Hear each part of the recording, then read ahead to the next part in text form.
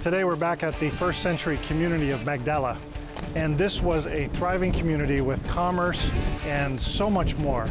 Don't go away. We're going to explore that together next on First Century Foundations.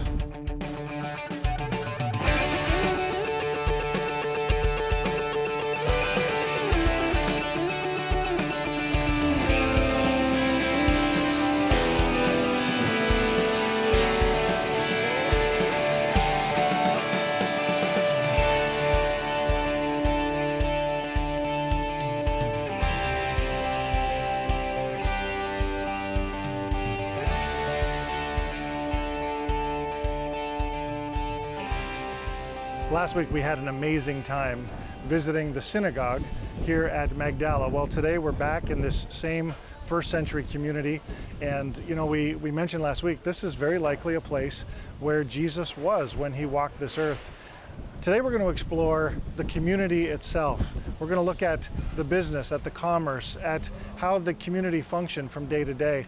And you know, if these stones could talk, well, actually, they do talk to us. And Father Kelly is going to come. He's going to interpret exactly what it is that we're seeing here. All that's next on First Century Foundations. Coming up, Jeff joins Father Kelly at the ancient site of Magdala, home of Mary Magdalene. First Century Foundations is continuing to bless the land of Israel. And this is all possible because of people like you. With your help, we have been able to support local ministries within Israel who are caring for some of the nation's most needy by providing food and clothing for the poor, and much more. The House of Light is one such ministry that not only ministers in prisons, but also runs a summer camp for children. We're in the middle of this camp and all the noise of the children around us, rejoicing in the Lord and in your help, and we just want to say thank you. This is all possible because of your prayers and support. Call or write today and become a monthly partner for just $30 a month or more. And be sure to ask for your free Israel Prayer Watch so you can be up to date on all that is happening with these ministries in the Holy Land. We are waiting to hear from you.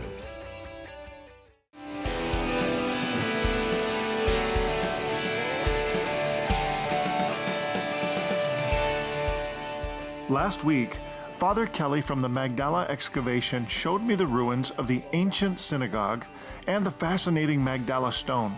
This week, we explore more of the ruins of the ancient town to learn about life in the time of Jesus. Stone. This is also a replica. And then here we have the mosaic, and now we're going to go along and see the mosaic patterns.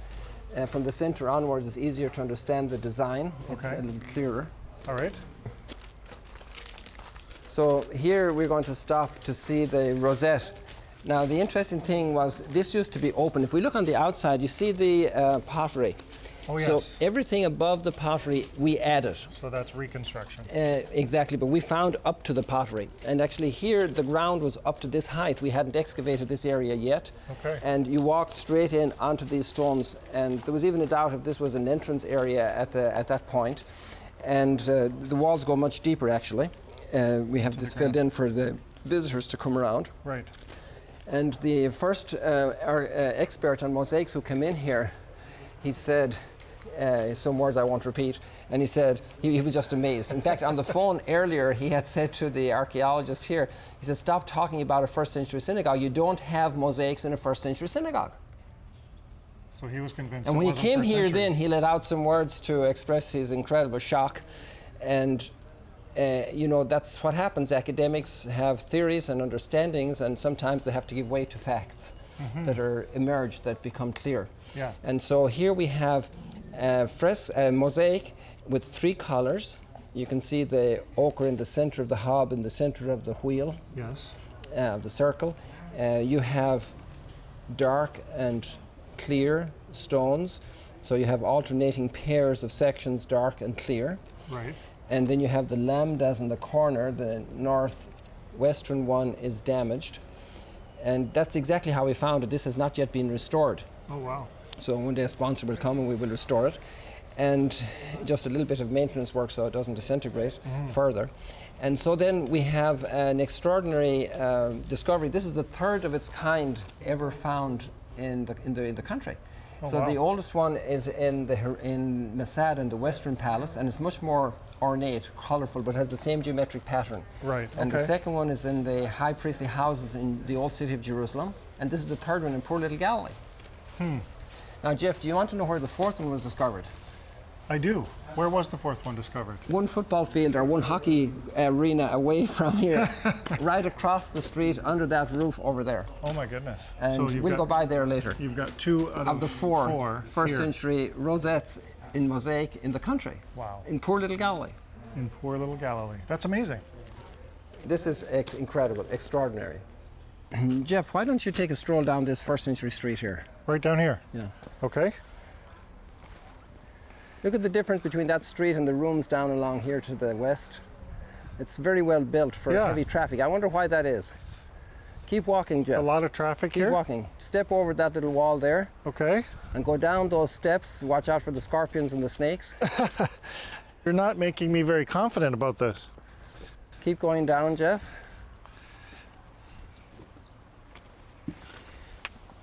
Jeff, can you come out? Are you still alive? I'm here. I'm here. Come on, Jeff. As you come back out, Yeah. notice here to the east all these excavated items here, these pools. Yep. And some are not yet excavated. Right? So what you're seeing here is actually a fish processing plant. Oh. It's the only one of its kind excavated in this type of dimension from antiquity. There's a small one in Spain. And here you have these, this is one unit. So the shaft you went down, Yes. they would take out water to fill and replenish these pools as they worked. Imagine the sun like this, it would Yeah. evaporate and the work would use it. And they were salting the fish. So they'd have to keep adding water. Keep adding the water. Now this is just one unit. We have 6 more units down to the plastic. Wow. And we have a total of 12 units on the site. So it was a major operation. It was a major operation, those are the right words. And actually Magdala has 2 names. Thank you. The first name is Magdala, Migdal Right. in Aramaic, but that's actually not the complete name in Hebrew. It's Migdal Nun, Migdal Nunya, which means fish tower. Fish tower. Right.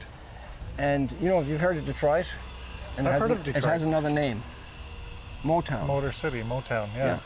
So this had 2 names. So if you were writing in Greek, you wrote down Tarichea, and that's how people knew it. And Tarichea means tossing.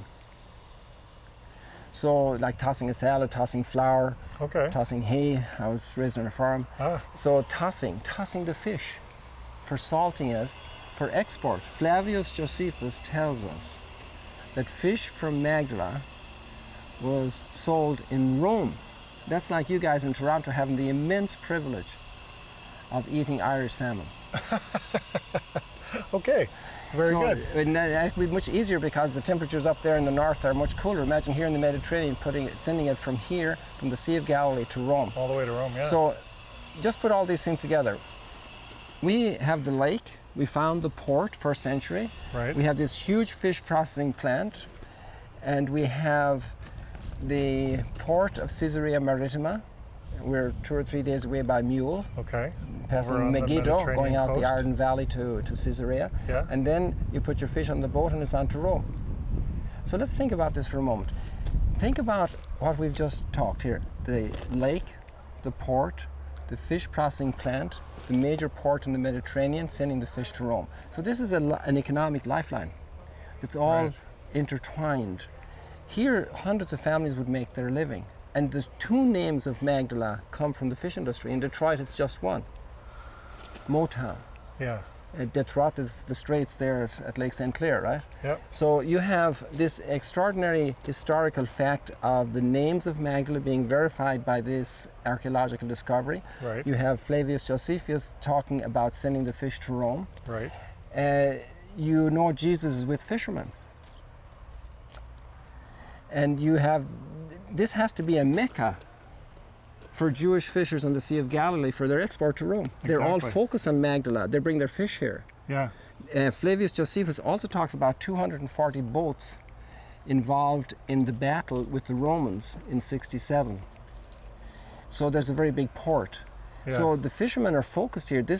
Imagine Jesus walking from Nazareth to Capernaum.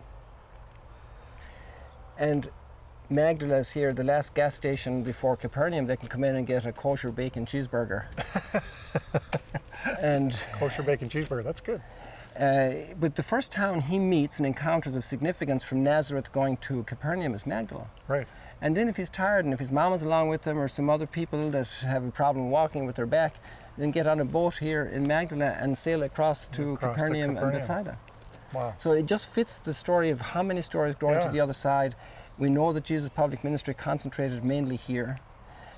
So this is the sociology. This is the beautiful synagogue with this artistic level, which is financed by the income from the fish industry probably and the fish export. Right. Then we have builders, we have technically competent people, we have people who know about the food industry, about processing, we have export, we have commerce, international commerce.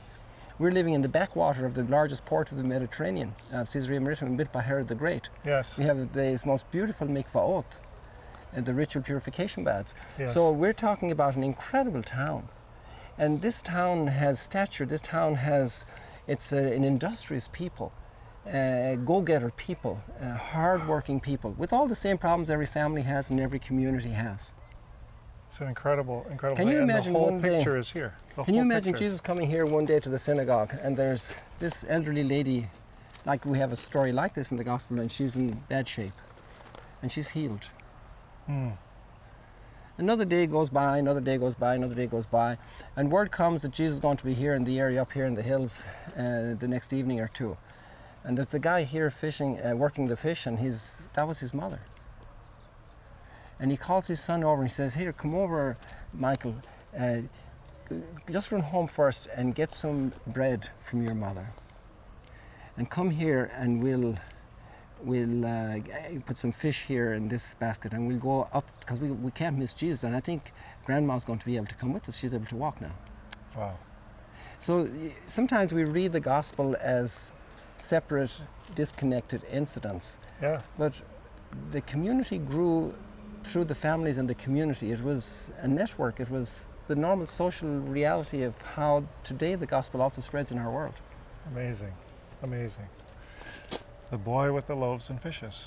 For example, It's possible. there had to be history why he was there, Yeah. or at least a desire in his heart. We don't need to course. connect all the dots, No, but of course. to connect the dots is totally possible. Wow, so it is incredible to think.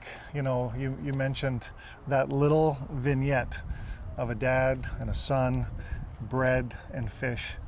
And how powerful is it to think about the stories that we read in the Gospels and be able to stand in this place and put them into some sort of context. I think that's just so amazing. And, Magdala is one of the first sites where I've been where, you have all of these different elements. You've got the synagogue, you've got the street, you've got the fish market.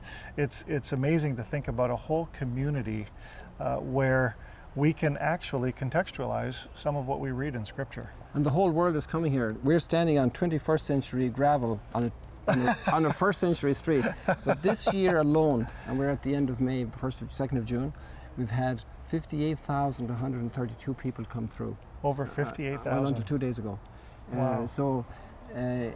It's so wonderful to be able to come here to Magdala, to the Holy Land, to Israel, to see the places where Jesus walked Yeah. and lived. And it's, how much danger have you experienced so far besides me?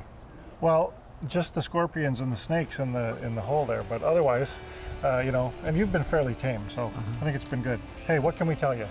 You got to come here. After the break, Jeff and Father Kelly continue to explore the ruins of the ancient city of Magdala. Jerusalem, the holy city, is the focus of much of the world's attention. And Psalm 122 tells us to pray for the peace of Jerusalem. Yet do we really know why, or even how? Why does God want us to specifically pray for the peace of this ancient city? And how do you pray for a city that for most of us seems so foreign and so far away? Praying for the Peace of Jerusalem, the new book by Jeff Futers now reveals God's purpose for the Holy City and all of Israel, and why He wants every believer to pray for His holy land. Now more than ever, the people of Israel need our prayers and support. And when you order your copy of the book Praying for the Peace of Jerusalem for just $10 plus shipping and handling, you are also helping these precious people in a very real way. Call the number on your screen now, or go online to firstcenturyfoundations.com and order Praying for the Peace of Jerusalem, and begin to pray for Israel with understanding and purpose.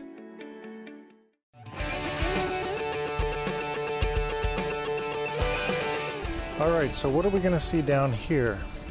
So these are a very surprising discovery. For years, the archaeologists were saying we do not have any ritual purification baths in Galilee at the sea, because you have the natural mikvah of the Sea of Galilee with the River Jordan running through it. Right. Jeff, let me have your bottle. You want to do a little adventure? Oh, yeah. By exception, because you're on camera, you're going in there. Okay. Down in here. Hey guys, watch Jeff going down.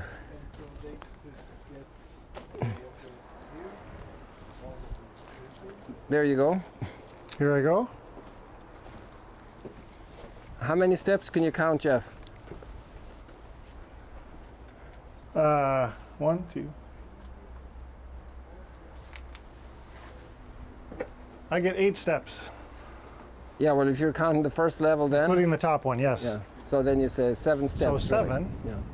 7 is a perfect number. 7 is the number for the mikvah, for the mikvah, the ritual purification bath. They just tied this up here. We have a very interesting arch in here if you just peep in underneath. And this arch we found was intact. Normally when you find arches in archaeology, they're collapsed because of earthquakes. But this was buried in earth, so it was always visible. It was buried in earth, so it was intact over time, and we just had to do a little pointing. And this is where the water came for the mikvah. Now this was the first one we found, where German kids excavated this, so we need volunteers from Canada to come and help us. Oh, okay. And here was the second one. The water supply is running down now with the drought, with the dry weather. And you see 2 holes. Yes. Now look over here and we see the third one. And this is after years of being told there are no mikvahot in Galilee. And we found 3 now. And this is the third one. So do you see there's a hole here and there's a channel over there, and you saw them also inside there. So we discovered then, as the water was rising, the first 2 years from 2011 on to 2013, the water was coming up and down. So we eventually cleaned those channels and we found 1st century coins, 1st century pottery. And then we knew, because of the holes here, that we had a 4th one.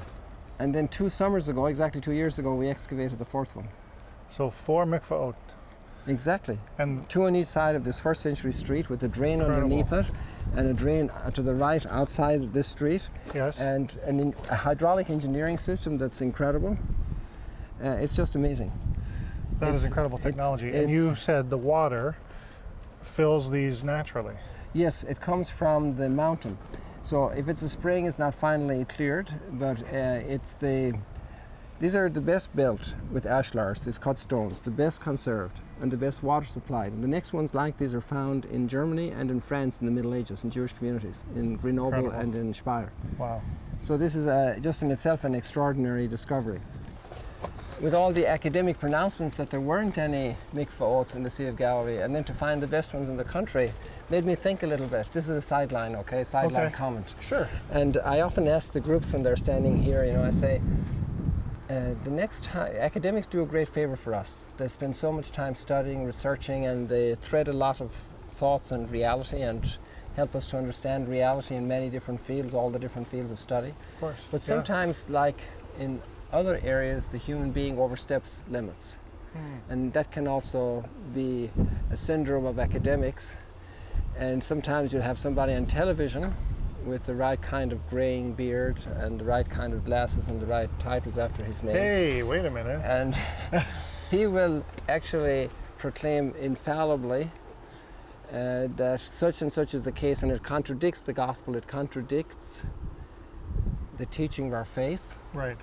And then I suggest that maybe we need to give them a few years, and we can then again revise if it's necessary to change the gospel and the creed, or maybe that theory will have been modified because of new realities coming out. So there's a great give and take here, and also a wisdom in giving theories time to be tested. Yes, don't be too quick to make pronouncements.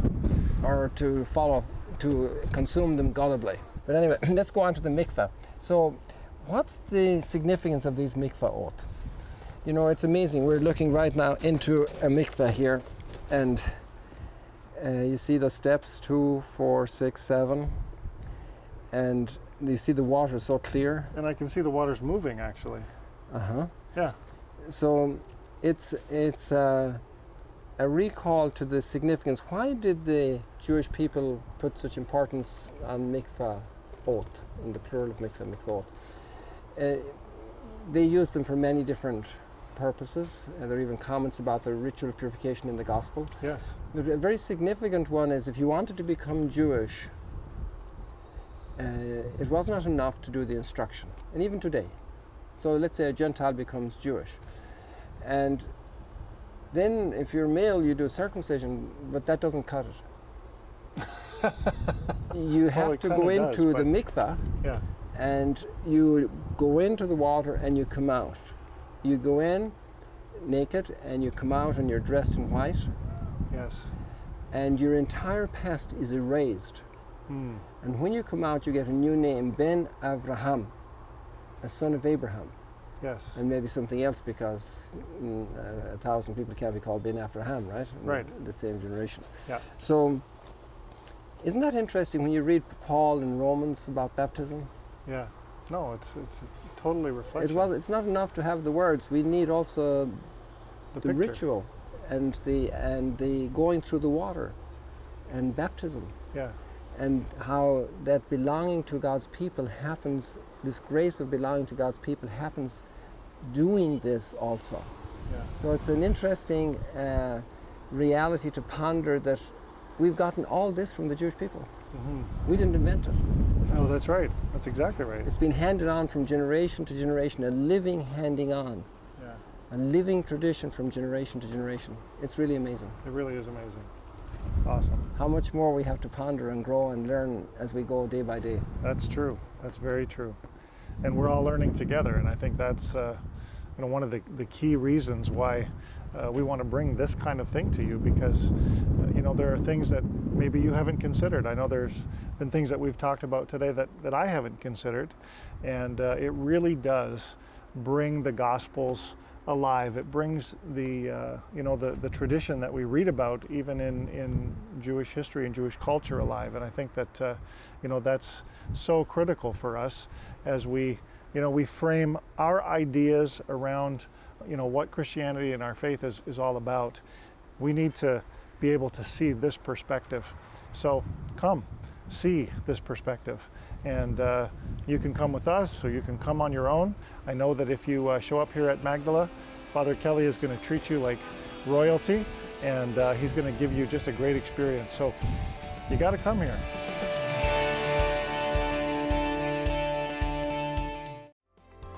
First Century Foundations has been making a difference in the lives of some of Israel's most needy for years. And you have been a vital part of this important work. Because of your gifts, we have been able to support the believers in the Holy Land, who every day are sharing the love of God with the elderly, Holocaust survivors, refugees, underprivileged children, and everyone in need from all backgrounds and walks of life. This practical approach of feeding the hungry, clothing the poor, and visiting the sick is making a real difference in many lives throughout the land of Israel. Call or write today and become a monthly partner for just $30 a month or more, and begin to make a real difference in the lives of Israel's most needy. And when you call, be sure to ask for the free Israel Prayer Watch, so you will be up to date on all that is happening with the ministries that you are supporting. We're waiting to hear from you.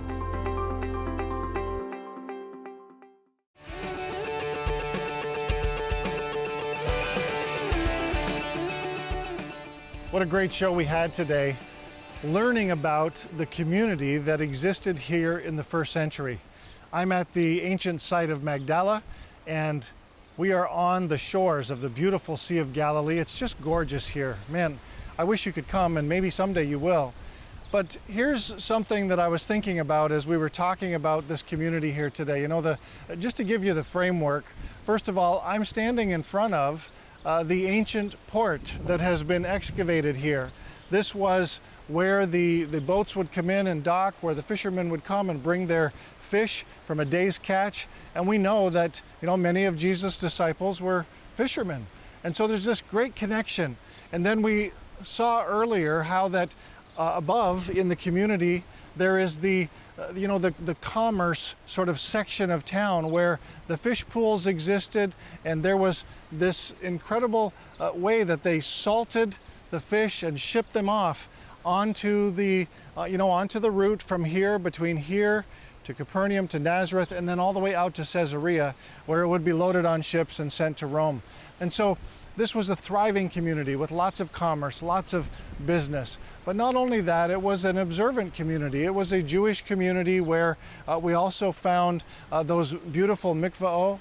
And it's amazing to see the ritual baths in their context. And I know that as we learn together, we understand that this was not just a religious site per se. We saw a synagogue, last week, but today we actually saw the rest of the inner workings of this community. And right next to where the mikvah are, there's also there's a community as well. They found housing, and we're going to talk about that on another show. So all of that to say this, again, we focused a little bit last week. We talked about the fact that Jesus came for everyone, but Jesus really did interact in communities like this. He was a part of community.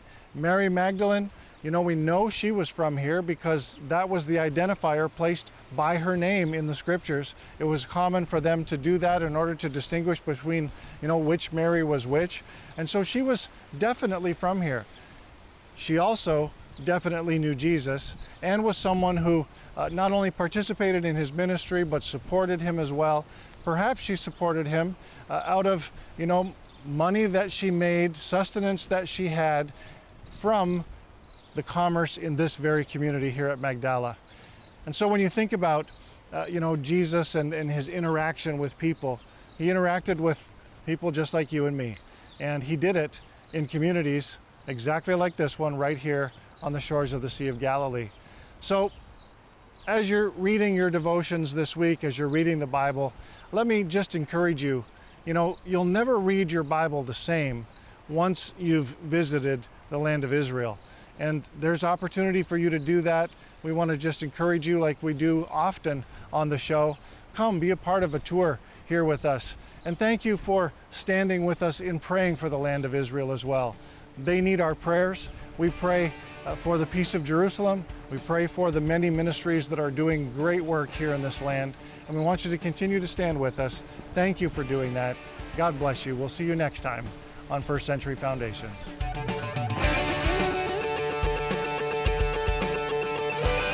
Thank you for watching. To learn more about this program and the ministries in Israel that we help, or to receive the Israel Prayer Watch, call the number on the screen or visit us online at firstcenturyfoundations.com. And to keep up to date on all that we're doing, you can follow us on Facebook and Instagram. Join Jeff Futers again in Israel next week on First Century Foundations.